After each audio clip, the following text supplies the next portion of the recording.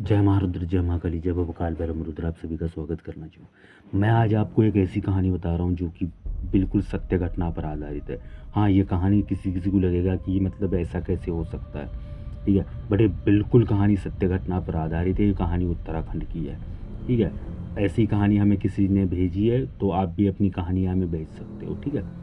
ये जो कहानी है, ठीक है, मतलब उस जगह का जो नाम है थोड़ा बता नहीं सकता मैं, बट फिलहाल ये कहानी मैं पूरी तरह से बता रहा हूँ। जो दो आर्मी के जवान थे, उन्होंने क्या ना कि मतलब आर्मी की जॉब से उन्होंने रिटायरमेंट ली। रिटायरमेंट लेने के बाद उन्होंने फिर बाद में जॉब के लिए अप्लाई करा, तो उनकी जॉब लगी फॉरेस्ट डिपार्टमेंट में एक अफसर के तौर पे। फिर हुआ ऐसे कि मतलब वहाँ पर जॉब करते करते फिर एक कपल आया। कपल आ करके मतलब जंगल में रहने लगा, मतलब जंगल में टेंट वेंट बिछा रहा था, शायद दिल्ली वगैरह साइड का कोई कपल था। उनकी दो लड़कियाँ थी।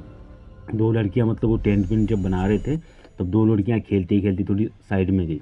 उसमें से एक ही बच्ची वापस आई, एक बच्ची गायब हो गई, ठीक है। एक बच्ची गायब होने के बाद फिर बहुत मतलब उन्होंने गांव में आए, गांव में बहुत सारे लोगों को बताया गया।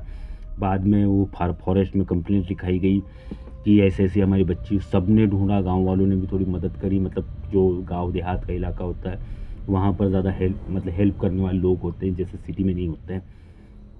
तो वैसे मतलब सभी लोगों ने हेल्प भी करी। उनकी हेल्प करने के बाद वो जो चीज़ है मतलब बच्ची नहीं मिली। बच्ची नहीं मिली, फिर रात हो गई, रात के 8-9 बज गए या 10 बज गए होंगे। तो जंगल से ना अजीब अजीब से चिल्लाने की आवाज़ आने लग गई। जब जंगल से ऐसी आवाज़ें आने लग गई मतलब, तो जो फॉरेस्ट डिपार्टमेंट के जो अफसर थे उन्होंने गन उठाई, अपना जो भी चाकू वाकू उनके पास होता है, बड़ी बड़ी टॉर्च उठा करके चले गए। बाद में इतना अंदर चले गए 1-1.5 किलोमीटर, फिर वहाँ से ना बाद में अंदर ना मतलब वो नो एंट्री थी।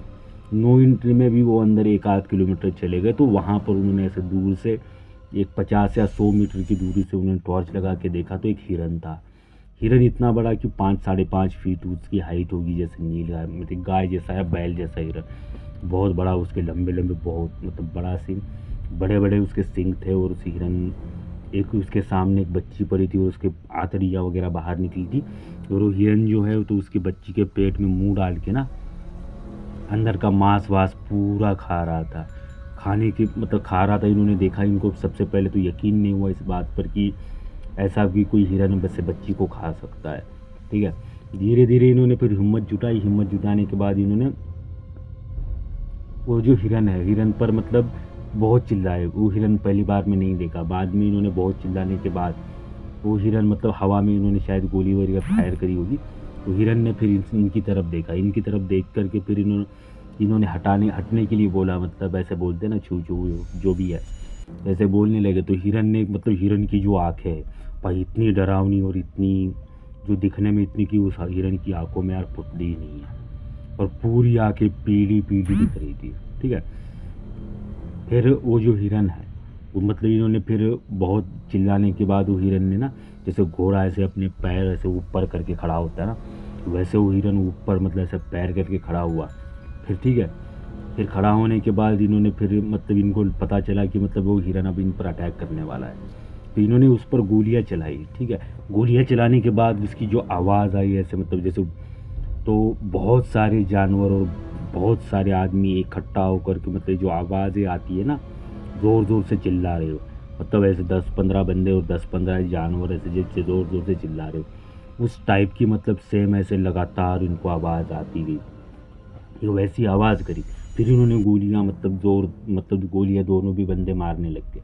जो गोलियां मारते मारते मारते फिर हुआ ऐसे कि वो हिरन ना थोड़ा साइड में चला गया। मतलब झाड़ियों से वो इतना तेज़ इनकी तरफ दौड़ने लगा। इन्होंने गोलियां बहुत मारी, उसको कुछ नहीं हुआ, एक भी सिंगल गोली उसको छू करके भी नहीं गई सीधा। मतलब फिर इनको पता चला कि ये हिरन विरन कोई नहीं है, ये कोई और ही चीज़ है, ठीक है, ये राक्षस वाक्षस कोई टाइप होगा। तो इन्होंने जो भागा अपना, ठीक है, भागते भागते ये मतलब अपने जो कैंप होता है इनका, जो इनका ऑफिस होता है वहाँ पर आ गए। वहाँ पर आकर के दरवाज़ा, खड़ाक से दरवाज़ा खोला, दरवाज़ा खोल के अंदर जाके बैठे। फिर वहाँ पर इन दोनों के अलावा उस मतलब ऑफिस में कोई नहीं था, ठीक है। फिर वहाँ पर वो जो चीज़ें हैं, ठीक है, उस ऑफिस के मतलब वो चीज़ आई। आने के बाद वो चक्कर लगाने लगी पूरे ऑफिस के, और चारों दिशाओं से मतलब सेम आवाज़ें जो उसने पहले आवाज़ निकाली। फिर आधे घंटे बाद थोड़ी वैसे आवाज़ें चेंज हुई लगता है, पूरी रात आवाज़ें वैसी आती रही, ठीक है। फिर ये सुबह होने के बाद जब इनको लगा कि यार भाई हम कंफर्टेबल है, तब वो बंदे उठे और बाहर आए। फिर दूसरे दिन उनके सीनियर को उन्होंने बताया कि मतलब रात में हमारे साथ ये चीज़ें हुई थी, ऐसी ऐसी चीज़ें हुई थी। तब जो उनका सीनियर है उसने बोला कि बाहर बताने की बात नहीं है, बाहर मत बताओ, ठीक। फिर उस बच्ची को, जो छोटी बच्ची थी, जो 2 बच्चियाँ खेलने गई थी मैंने बोला जैसे कि, तो उन बच्ची को मतलब पूछा गया कि मतलब जो तेरी बहन है कहाँ पर है।